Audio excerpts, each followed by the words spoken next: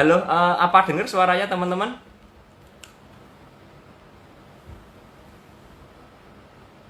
Halo, Cik Bertin. Dengar suaranya nggak ya, Cik ini?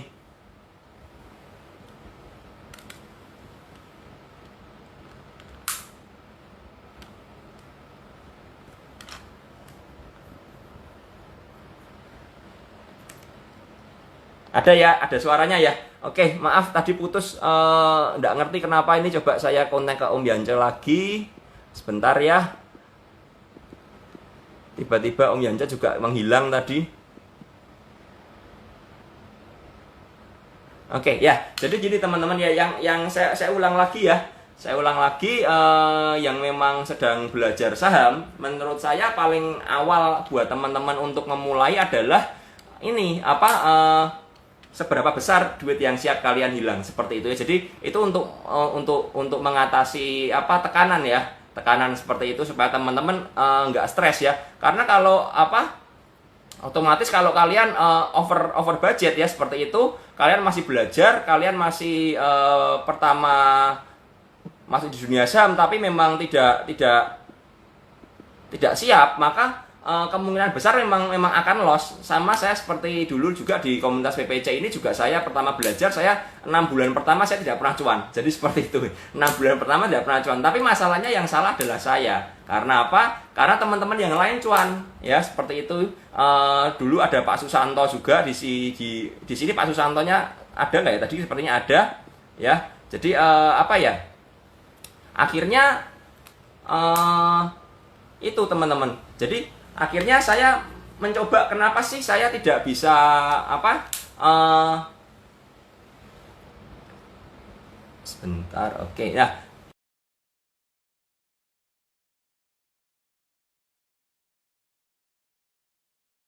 ya, nah ternyata memang ada salah saya seperti itu ya. Iya, iya, iya. Halo Om Yance. Iya. Putus ya. Oke, ya. Jadi seperti itu. Jadi 6 bulan pertama saya di PPC itu sebenarnya saya tidak pernah mengalami yang namanya cuan ya seperti itu. Waktu itu belum ada Om Yance. Om Yance saya nggak ngerti masih berkelana kemana waktu itu. Belum ada di PPC ya. Dan memang sempat putus kontak ya, sempat lost kontak. Dan saya sebenarnya sama Om Yance dulu nggak terlalu dekat juga ya, nggak terlalu dekat karena nggak kenal. Om Yance di Surabaya, saya di Jawa Tengah seperti itu ya.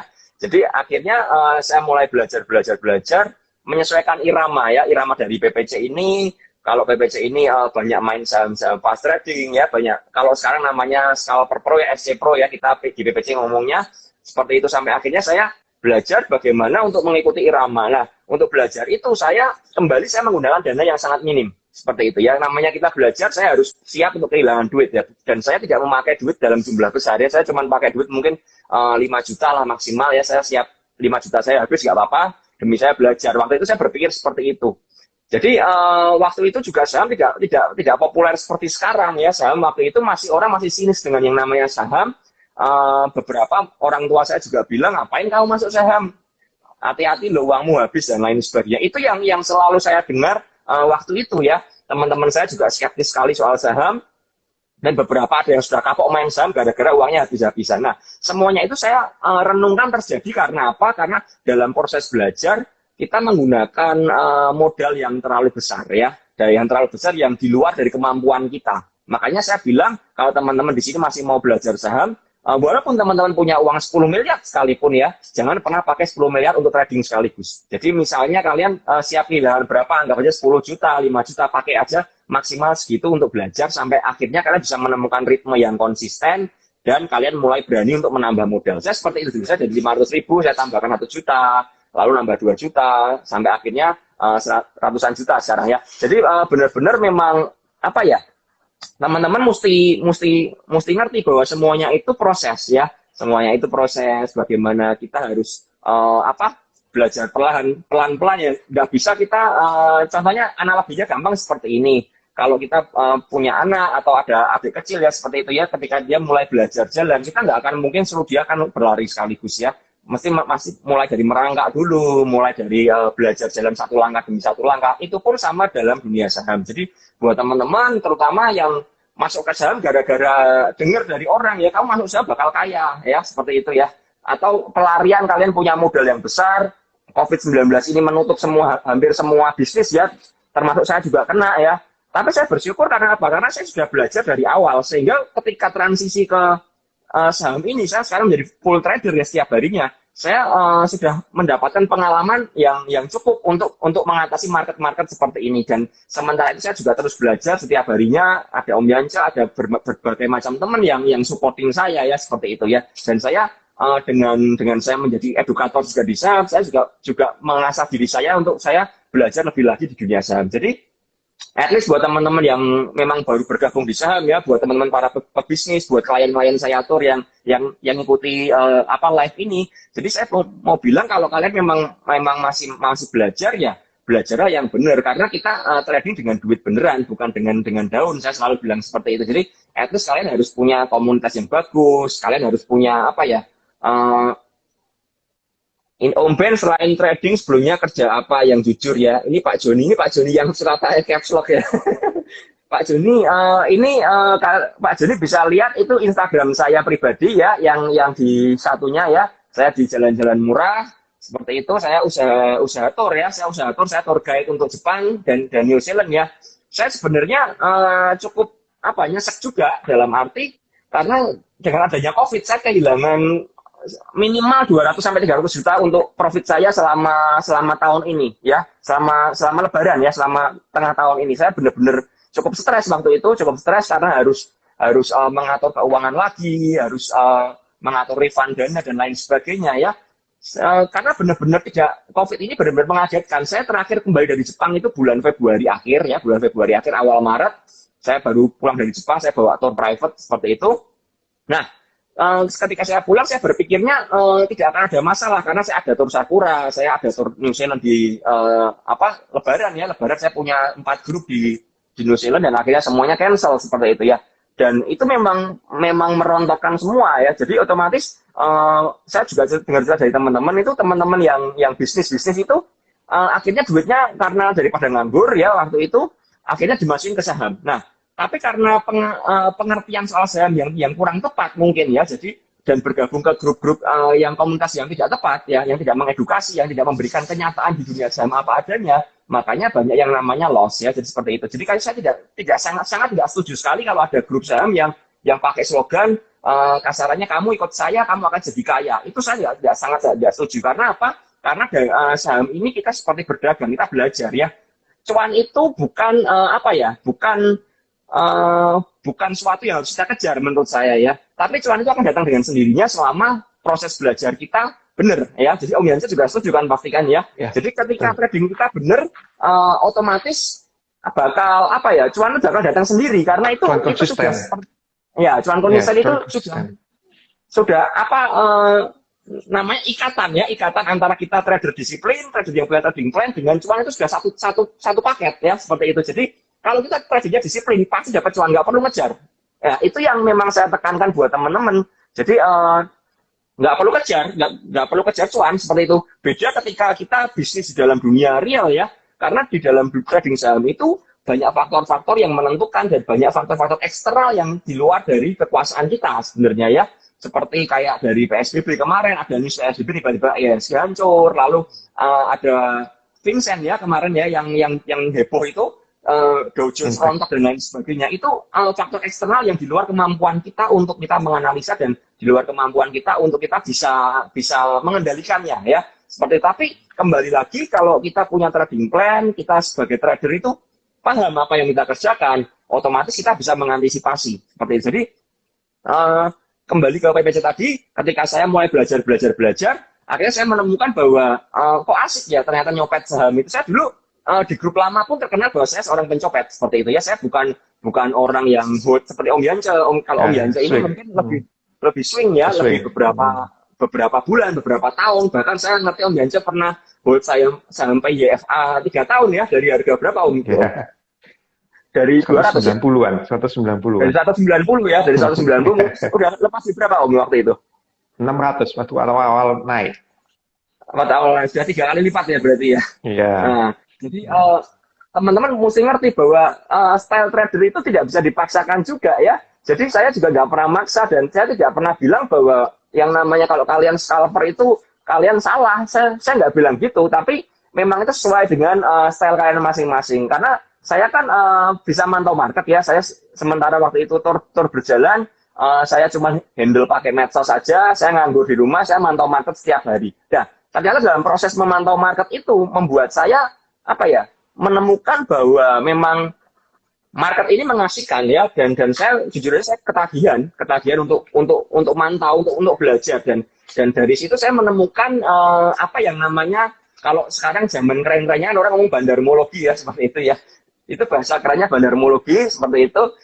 Tapi sebenarnya saya menemukan apa itu sebuah ilmu ya, ilmu baru buat saya sementara saya belajar teknikal analisa, support resist, dan sejujurnya saya tidak terlalu paham secara detail ya. Saya mungkin kalah sama Om Yan, terus kalah sama beberapa teman-teman yang lain yang lebih senior, bahkan kalah sama Under PPC.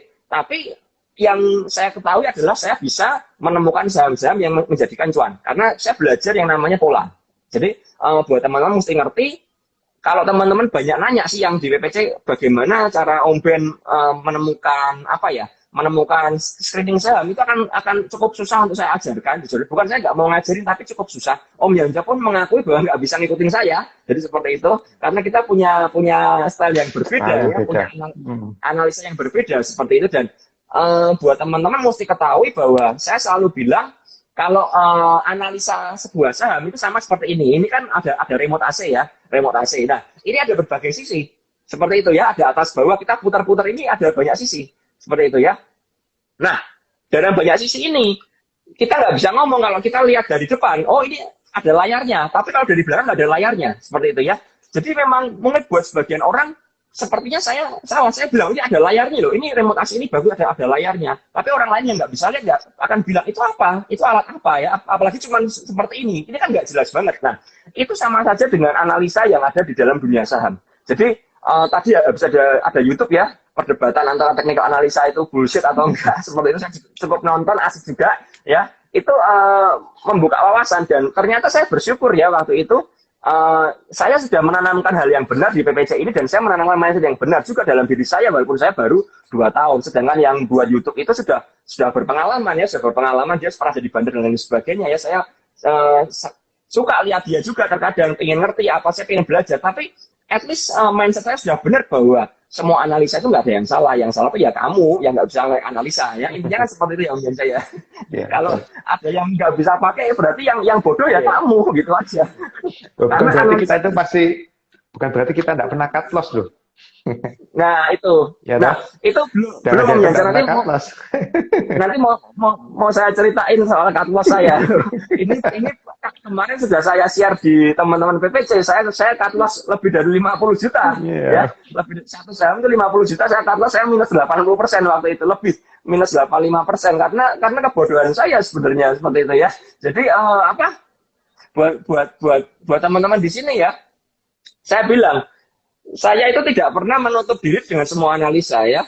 Saya ada banyak grup lah, saya sebut aja lah ya, Astronaci, Creative Trader, apalah, whatever ya, Cik Linda, Pibo Princess, saya tuh ngikutin semua sebenarnya. Karena apa? Saya mau belajar ya, mau belajar. Nah, ketika sudah saya menemukan style saya, maka saya mulai mengurangi gimana yang kurang cocok seperti itu ya. Karena memang jadi gini, saya bukan bilang ada satu grup itu salah, enggak. Tapi kembali seperti ini. Saya tekankan buat teman-teman ya, dalam dunia saham itu kita itu seperti seorang koki kita belajar masak di sekolah masak yang sama, tapi seiring perkembangan kita lulus dari sekolah itu, kita mulai membuat restoran, kita akan memiliki yang namanya signature dish ya, memiliki yang namanya resep yang kita buat sendiri. Nah, dari situ kita bisa mengerti semua ajaran guru-guru kita harus memilih mana yang bagus, mana yang kurang cocok.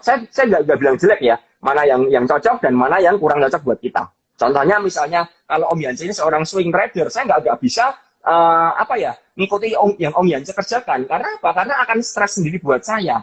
Jadi saya harus menemukan style saya sendiri ya. Style saya sendiri ini adalah semi antara scalper dan swing trader sekarang. Jadi saya tuh memang sangat tertarik dengan saham-saham gorengan, jujur aja ya. Kalau teman-teman lihat di YouTube, saya punya Fire, saya sudah cuma 92% ya. itu karena saya apa ya menikmati prosesnya semua itu saya mempelajari pergerakannya ya seperti itu ya. Kalau beberapa saham gorengan itu banyak naik kencang sekali akhir-akhir ini memang sudah diprediksi sebelumnya dan itu yang memang saya incar selama ini ya.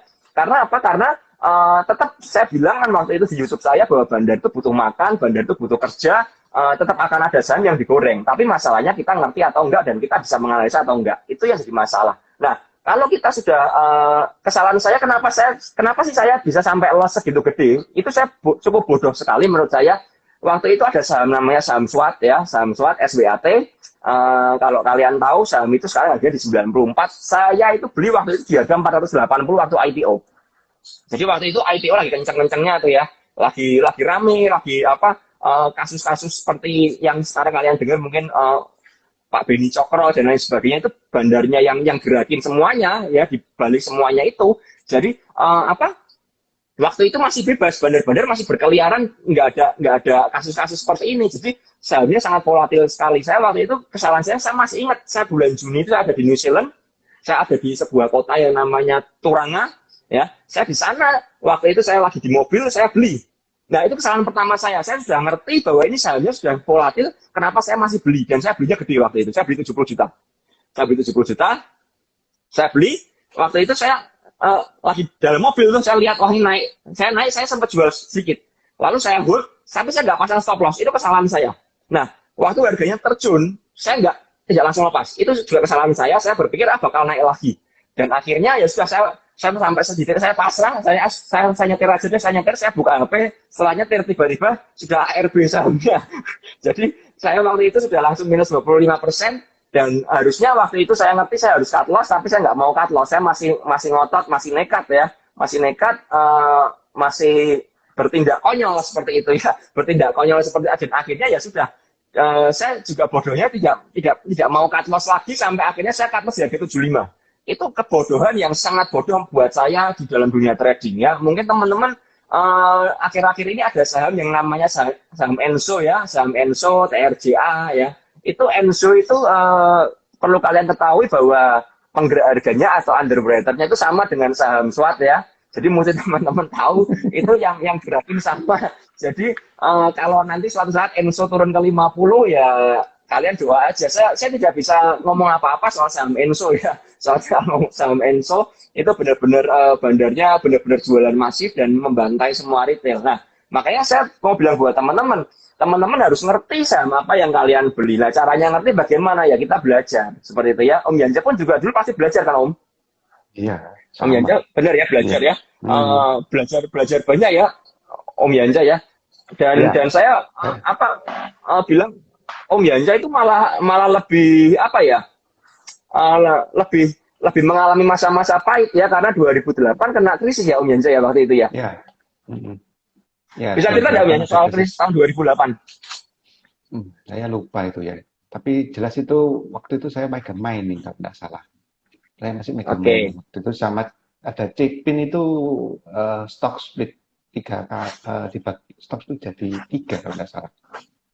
Itu naik terus, saya tidak berani beli ya, itu pengalaman saya belajar teknikal bahwa ada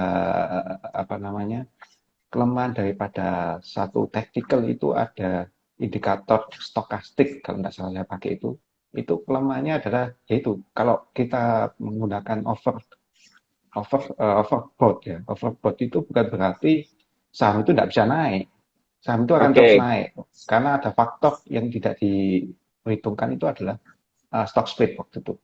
Jadi kalau nggak salah, Cipin itu 16.000 kalau nggak salah, itu di stock split bagi 3 kalau nggak salah. Terus kemudian harganya sekarang sideways sampai di harga sekarang ini. Gitu. Tapi memang waktu itu berat nggak Om Yanja untuk trading ya 2008? Sama sekarang berat mana ya? Saya rasa kurang lebih sama. Saya waktu itu juga pegang itu kalau nggak salah itu rame-ramenya BRPT ya, BRPT TPIA. BRPT ya? Ya, rally-nya di BRPT itu. Sama waktu itu memang banyak megang TINS, jadi mining memang TINS sama Antam. Antara itu biasanya. Itu cuan nggak Om Yanja? Bertahan survive nggak di tahun 2008? Cuan, tetap survive. Cuan ya? Ya, tapi kita harus tahu sadar ya bahwa memang nggak bisa langsung market itu akan berbalik arah karena kan memang kondisinya waktu di 2008 itu beda sama sekarang. Kalau di 2008 itu kan banyak efeknya ke market di luar ya. Kalau di kita nggak terlalu efek. Oke, oke. Yang kali ini agak beda. Mungkin sekarang ini bandingannya dengan tahun 98 Sama tahun agak 98 ya? mirip ke sana. Mm-mm. Tapi tidak separah tahun 98 karena 98 tuh situasinya benar-benar parah gitu loh. Kalau itu kan masih Berarti masih saham baik, masih belum masih ada. mendingan sekarang ya? Ya, ini jauh lebih baik sekarang. Dan memang saya lihat sih secara makro sih ekonomi ini masih lebih bagus sekarang. Kan gejolak pun dolar juga tidak signifikan seperti tahun-tahun itu. Juga semua komoditas-komoditas juga ya masih masih ya memang ada penurunan cuma apa namanya berbeda sekali dengan tahun 2008 situasinya itu. 98 lebih parah lagi. Jadi ini antara antara 2008 sama 98 saya rasa 2008 itu masih nggak terlalu tergoncang. Gitu. Tapi memang Hmm, waktu itu harga komoditas naik-naik. Waktu naik-naiknya itu komoditas emas naik. Waktu itu kalau tidak salah Olimpiade Beijing juga ya. Waktu itu 2008. oke.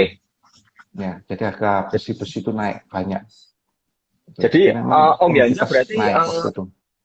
cuannya dari saham komunitas ya Om Yanja ya berarti ya? Ya, waktu itu ngambil dari komoditas. Kemudian setelah itu Oke, dilanjutkan bullish di properti ya. Setelah itu. properti ya. Mm-mm. Itu properti. Jadi siklus ya, memang ada siklus gitu. Dan itu waktu itu saya ingat betul, itu saya masuk di banking itu BCA mungkin masih 5.000 waktu itu. Oh, 5.000 Masih ya. 5.000. Dan itu enggak bergerak dari angka itu gitu. Jadi Waktu stabil ya di BCA itu 5.000 terus. stabil, itu hampir setway 3 tahun kalau nggak salah. Setway 3 tahun apa berapa bulan gitu. Yang jelas itu saya ke sekuritas itu waktu itu masih buka sekuritas Philips. Saya masuk ke sana, saya ketemu salesnya, banyak salesnya sudah resign karena kan Oke, pengurangan pengurangan sales, oke. pengurangan sales Heeh. karena kan memang omsetnya turun waktu itu dan memang saham waktu itu tidak menarik di 2008. Tapi ternyata kan setelah itu recovery-nya cepet banget gitu waktu itu. Cepat ya recovery-nya ya. Laku dari ya kalau dilihat dari chart kan kelihatan. Ya. Kira-kira ada kayak tips ya Om Yanja buat teman-teman di sini kan ini kan masa-masa suram sepertinya ya yang megang blue chip pada stres semua ini sepertinya tadi saya baca ada yang HMSP dari 3.000 dia average down sampai 2.400 sampai kehabisan napas akhirnya HMSP sekarang di harga 1.400-an ya kira-kira ada tips ya Om Yanja ya. Ya kalau soal HMSP itu saya sudah tidak rekomend ya. Kita juga lihat di PPC Sabar kan kita juga nggak ada rekomend untuk HMSP selanjutnya ya. Memang HMSP itu downtrend cukup lama sih kalau nggak salah itu sudah 3 tahun ya downtrend. Beda dengan Gudang Garam, Pak. Gudang Garam baru aja. Kalau Baru aja ya. HMSP Oke. cukup lama. Nah, kita kalau seperti saham downtrend Telkom dan HM Sampurna itu lebih baik karena market kita ini satu arah, ya lebih baik kita menghindar kalau bisa. Atau kita bisa menggunakan teknik analisis, mencari support-support penting yang kita bisa entry untuk memanfaatkan kenaikan sementara yang berarti bukan merubah tren, tapi terus melanjutkan ke tren yang sebelumnya major trend ya. Jadi itu yang Oke. digunakan Oke. kita untuk masuk dalam saham-saham yang posisinya saham downtrend. Kalau untuk saya rasa sih seperti yang pernah kita juga sampaikan di BBC, saya lebih lihat itu finance ya. Karena finance ini kan istilahnya lokomotif daripada indeks kita. Dan kebetulan indeks kita itu kan hampir 30%-an itu di finance. Otomatis kalau Oke. memang kita mau invest itu kita harus lihat time frame yang lebih besar. Kalau sekarang kita Oke. invest itu memang sudah boleh lah kita untuk invest. Cuma kan kalau posisi sekarang ini kalau kita invest harganya masih dalam short term ini akan turun. Akan Dan turun itu ya. wajar, Oke. ya, wajar karena sudah 5 bulan loh kita ini candlenya secara monthly itu hijau. Jadi ya wajar aja kalau bulan ini atau di bulan depan itu masih merah, jadi masih umum lah, masih wajar untuk itu. Oh. Dan kita sebaiknya menghindari yang banking-banking itu lebih bagus. Jadi saran saya sih ya stay away dari market lah kalau memang kita apa namanya nggak ingin memegang blue chip itu SPW. Tapi kalau untuk Gitu ya, gorengan saya berarti. rasa berjaya waktunya ini. Iya, benar, saya setuju.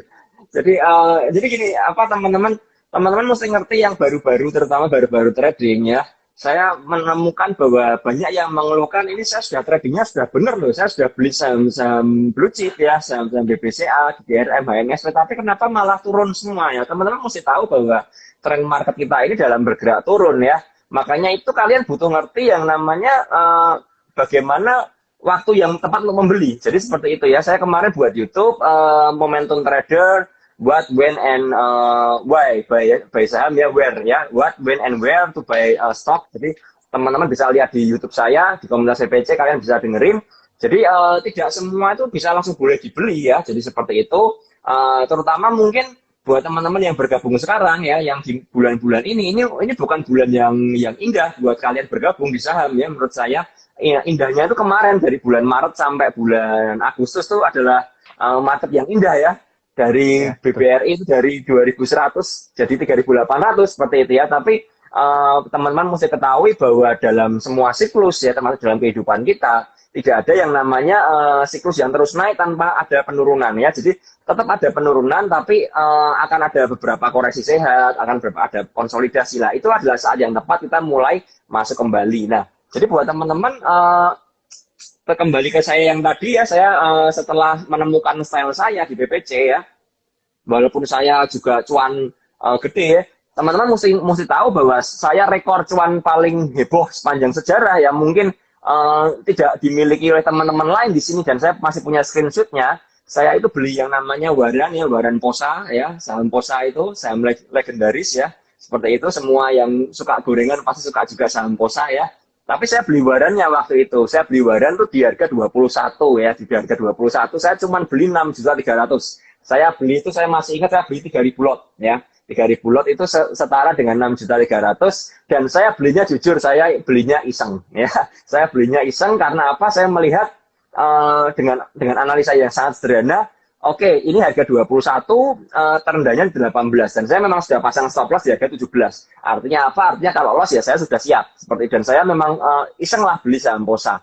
Posa Waran ya, bukan saham Posa, yang Posa Waran. Nah, di luar perkiraan saya masih ingat itu saya beli itu sebelum penutupan sesi ya, sebelum penutupan sesi saya beli.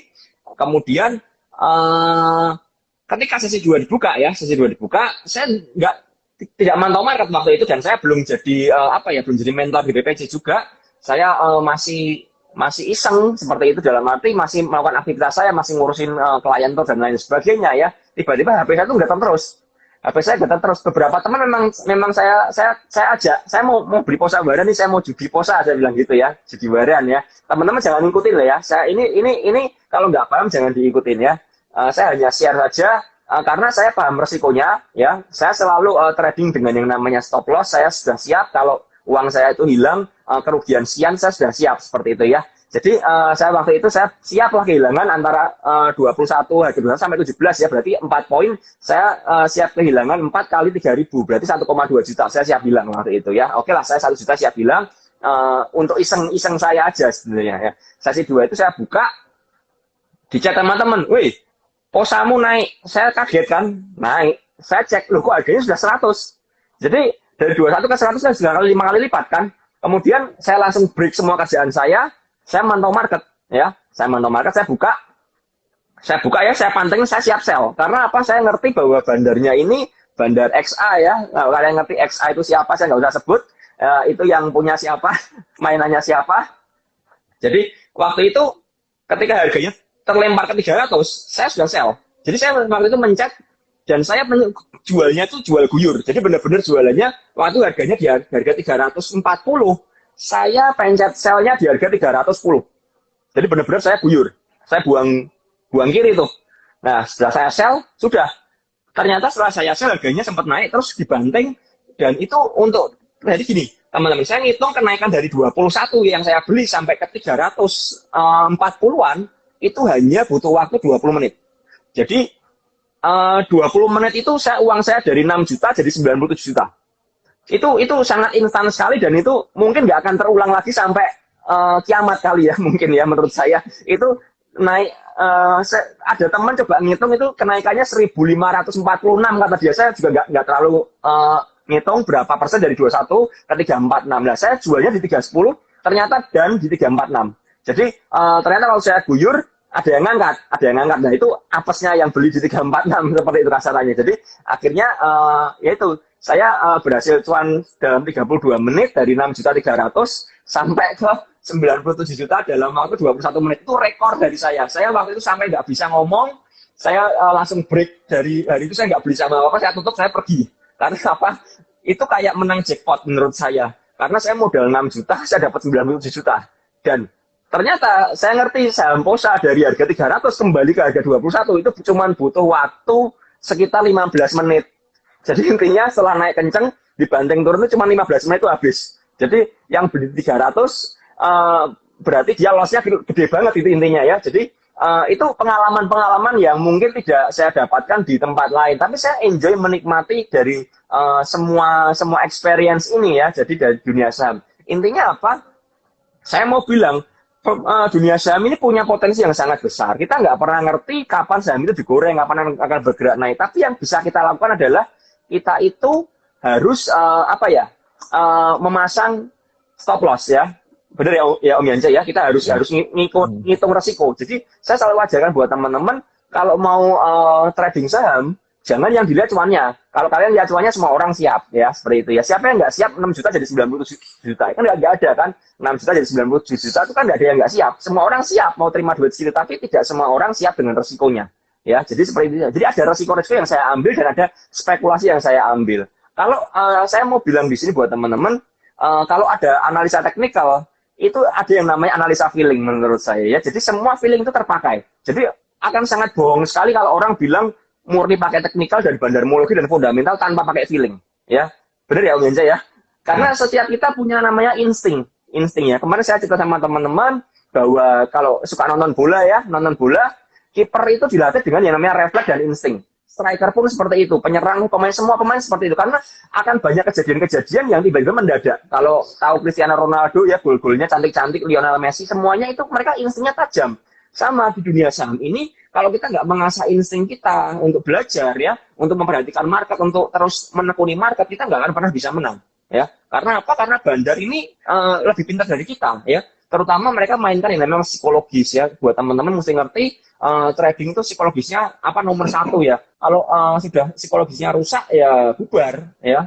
Jadi buat saya sendiri terkadang kalau saya sudah loss hari itu dan memang saya sudah rusak, saya memutuskan untuk stop untuk trading ya hari itu. Saya memutuskan stop, tapi itu jarang terjadi. Karena apa? Karena saya tetap pakai stop loss. Artinya apa? Saya membatasi risiko saya. Ketika akhirnya loss ya sudah, saya tidak loss dengan lot yang berlebihan dan risiko yang terlalu berlebihan yang di luar saya tanggung ya. Jadi saya berpikir bahwa loss itu adalah bagian dari trading, bagian dari kita di dunia saham. Selama kita bisa mengukur risikonya. Nah, dalam pengukuran risiko itu tentu saja kita harus mengukur kalau risiko bisa kita tanggung, nanti cuannya harus lebih besar. Nah, itu yang memang saya pelajari dan memang susah sekali buat teman-teman di sini ya.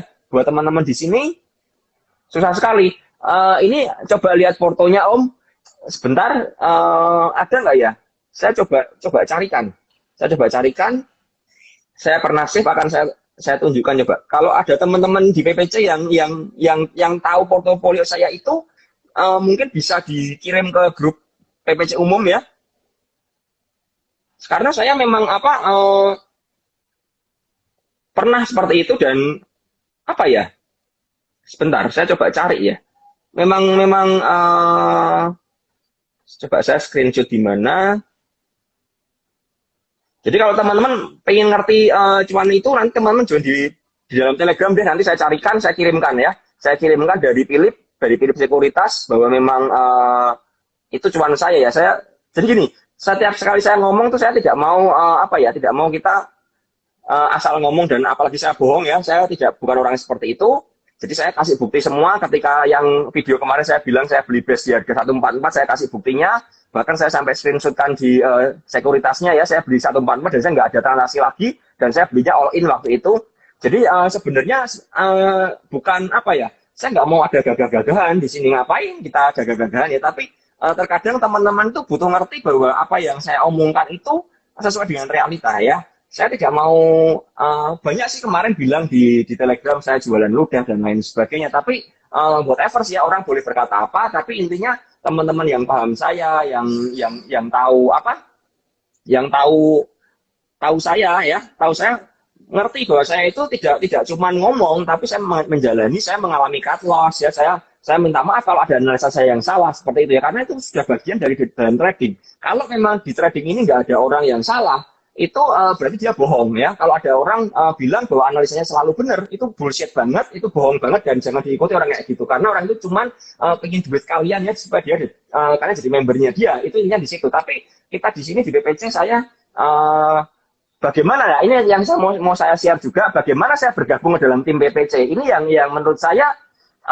kalau orang ngomong takdir ya memang sepertinya takdir ya, benar-benar momentumnya tepat di mana ada COVID, saya break, tiba-tiba saya bisa handle PPC ya. PPC waktu itu masih di handle Pak Hidayat seperti itu, dan saya memang sudah dekat dengan Pak Hidayat. Saya bilang, Pak, saya melihat bahwa PPC ini grup yang bagus, analisamu bagus ya, analisamu unik, orang lain tidak punya ya, analisamu unik, orang lain tidak punya analisamu. Yuk kita kembangkan grup ini supaya grup ini lebih maksimal lagi. Akhirnya saya dikasih gelar admin oleh Pak Hidayat waktu itu, masih sepertinya tahun lalu di bulan Agustus kalau nggak salah, jadi setahun yang lalu saya mulai membantu Pak Hidayat, mulai bukan membantu untuk screening ya, saya belum bisa screening dengan bagus waktu itu, tapi saya mulai handle grup, mulai ajarin teman-teman yang baru, mulai kasih bantuan, karena Pak Hidayat baru Indonesia waktu itu ya, jadi dia pegang live trade, dia kasih rekom, dia marketingnya sekalian, jadi benar-benar 100% dia yang handle.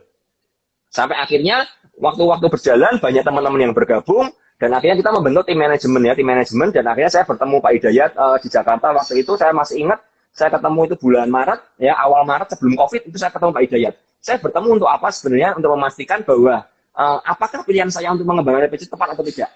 Itu sebenarnya itu teman-teman. Jadi saya ingin ngerti face to face dengan Pak Hidayat bagaimana, dan akhirnya setelah kita ketemu, kita bertukar pikiran banyak hal, dan saya memutuskan oke, saya cocok ya, saya bantu PPC untuk mengembangkan. Dan akhirnya memang teman-teman ngerti sekarang memang sepertinya saya yang lebih menonjol dari Pak Hidayat. Tapi padahal memang kita bekerja tim ya, seperti itu ya. Jadi memang saya ini orang lapangan, saya orang yang bisa jadi influence ya buat teman-teman. Saya bisa ngomong, saya belajar banyak hal dan lain sebagainya dari PPCI. Dan saya jujur aja teman-teman, kalau teman-teman mesti ngerti, dengan saya menjalankan PPC ini dari, kalau nggak salah saya mulai handle PPC ini dari bulan April ya, April Mei ya, saya diberi gelar CEO sama teman-teman ya, walaupun saya nggak ngerti itu apa CEO waktu itu. Saya bukan orang yang kerja di perusahaan. Sampai saya nanya sama Om Yanja, CEO itu apa sih sebenarnya? Saya benar-benar saya nggak ngerti apa-apa. Ceritanya sama teman, CEO itu fungsinya ini ya. Nah akhirnya kita kerja bareng-bareng. Nah dari bulan Maret Mei itu akhirnya saya saya menemukan bahwa ternyata teman-teman, saya kasih tahu ya, ini buat teman-teman semua, buat teman-teman trader semua harus tahu hal ini. Kalau kalian ngajarin orang, ngajarinya dengan tulus, kalian akan dapat lebih banyak daripada yang kalian ajari. Itu yang saya dapatkan. Karena apa? Ketajaman saya ya, ini saya ngomong bukan untuk menyombongkan diri, tapi ketajaman feeling saya itu jauh lebih tajam sekarang daripada zaman saya dulu belum jadi bikin YouTube dan lain sebagainya. Karena apa? Karena dengan saya ngajarin setiap hari, saya dengan share pengalaman saya, dengan share analisa saya, otomatis otak bawah sadar saya seperti terisi lagi, ya, seperti di reminder lagi ya, seperti itu. Jadi teman-teman mesti ngerti bahwa kalau kita memberikan dengan tulus kepada banyak orang, kita memberikan impact buat banyak orang. Mungkin tidak instan bahwa kita akan dapat profit langsung ya, seperti itu. Tapi secara nanti setelah beberapa saat kalian akan menuai hasilnya. Dan saya menuai hasilnya di mana analisa saya hari ini, saya bisa menganalisa chart dalam waktu 1 menit. Jadi teman-teman, kalau teman-teman di PPC sering tahu ya, support berapa, resisten berapa. Saya bisa hafal saham ini S-nya berapa, R-nya berapa. Saking banyak yang nanya. Itu setiap hari saya sampai hafal. Jadi benar-benar, dan saya dari chart polosan ya, saya langsung lihat, saya ngerti S-nya di sini, R-nya di sini. Nanti bakal ke sini. Jadi itu instingnya akan semakin terasah.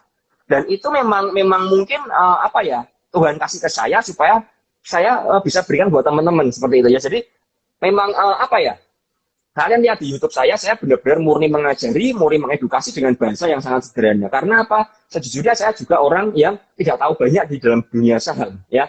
Apa yang saya tahu saya berikan. Ya mungkin saya sama Om Yansa jelas kalah pengalaman dari segi fundamental. Om Yance juga paham laporan keuangan, Om Yance tahu pengalaman di dalam perusahaan. Saya nggak punya pengalaman, saya tidak pernah bekerja di perusahaan, saya tidak pernah kerja ikut orang seumur hidup saya murni semua wira swasta. Kalau teman-teman yang ada di PPC yang diskusi ya, yang ikut berbayar seperti itu, ada seorang teman bikin story saya pernah cerita ternyata dibuatkan channelnya sama dia. Saya bersyukur bisa memberkati banyak orang bahwa memang saya itu memulainya dari nol.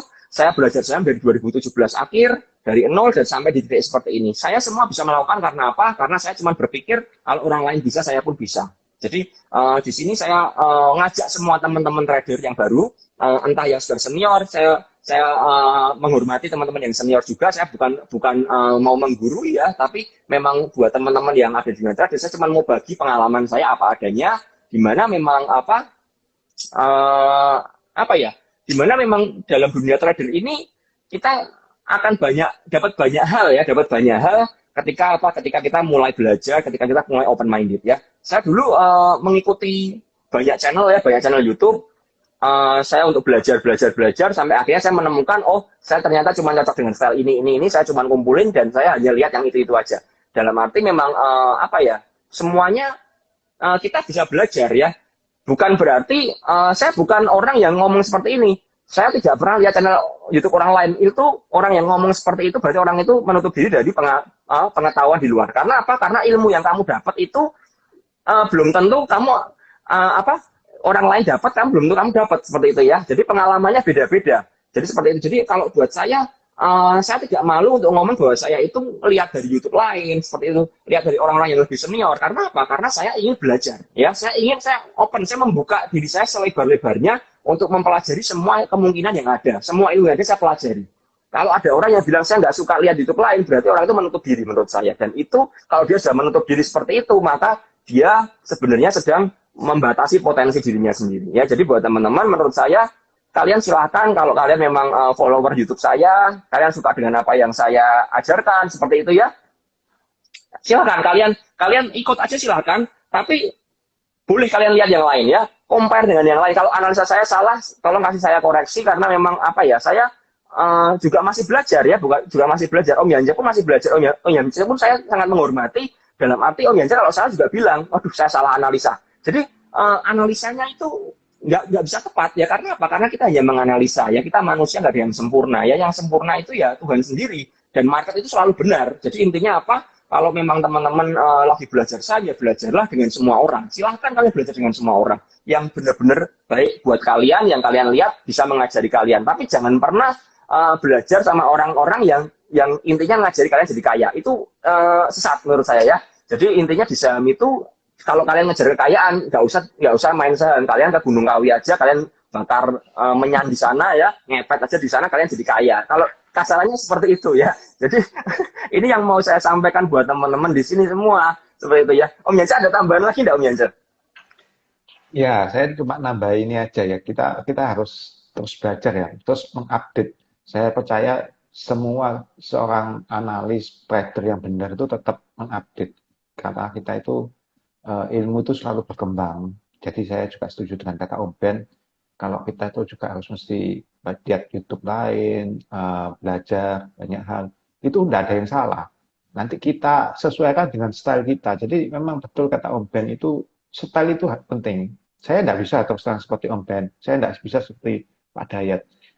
Walaupun saya belajar dari banyak orang, banyak hal yang saya pelajari cukup menarik. Tapi belum tentu bisa saya pakai. Saya harus tahu diri, saya seorang pekerja, saya tidak mungkin bisa full trader seperti Om Ben.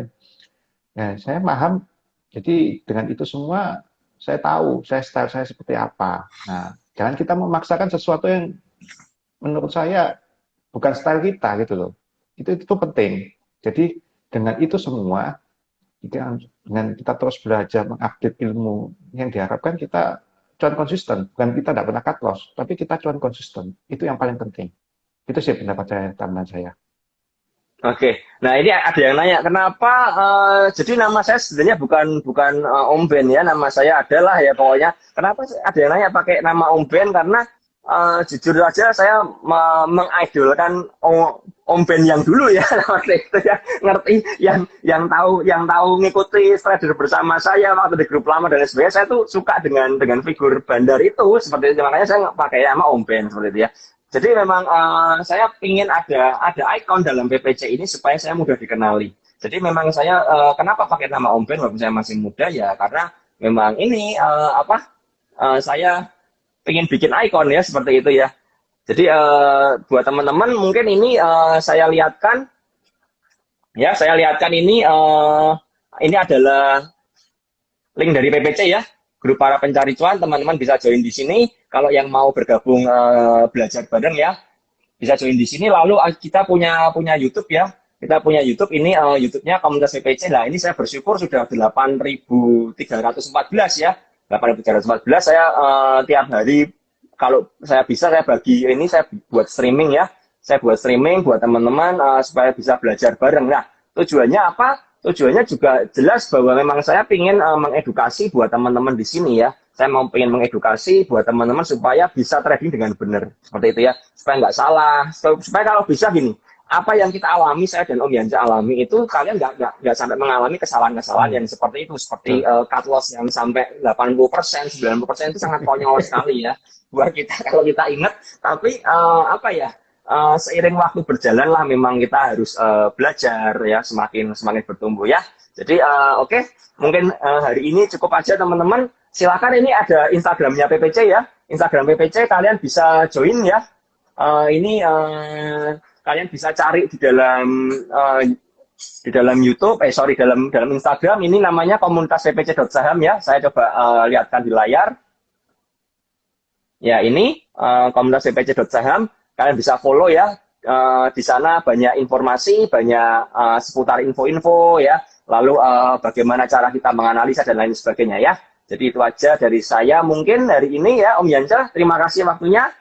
Jarang-jarang Om Yanja mau tampil wajah ini seperti ini. Ya. Jadi buat teman-teman yang di Instagram saya juga, terima kasih waktunya ya semuanya ya. Kalau kita mau belajar saham, yuk kita belajar bareng-bareng dengan pemikiran yang benar ya. Seperti itu ya. Terima kasih Om Yanja. Sampai jumpa lagi teman-teman. Ya. Oke, dadah, bye-bye.